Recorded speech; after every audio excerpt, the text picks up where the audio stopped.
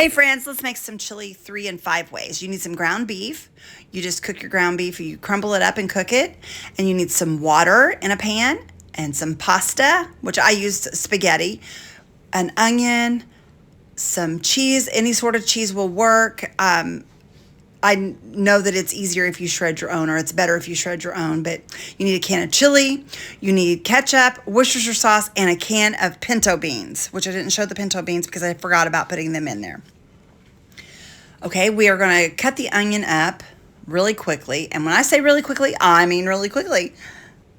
And I usually cut them up in small pieces because I put it on top of my my dish. Brandy does not like them, and that's what makes mine a 5-way, because I add the onions and the cheese to mine.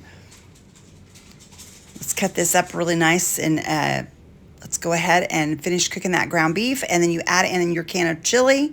The chili doesn't matter, you guys, and if it does, if it's chili with beans, you don't have to add the pinto beans. So we're just going to stir that in, and then you're going to need to take, there's your pinto beans, but you add those. Then I'm going to get me a cup, and I'm going to add about a cup of ketchup and about a quarter of a cup of Worcestershire sauce. You stir those up really nice and get them good and mixed.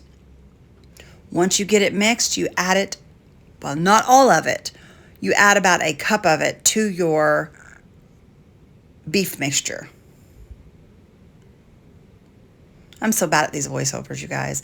Add your spaghetti to the pot. Add a little bit of just a pat of butter and some salt.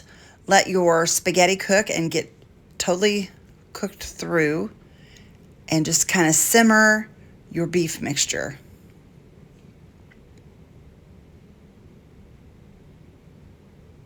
Once it's done, take and add, well, it's not done yet, y'all. I thought it was done. I was getting my bowl out.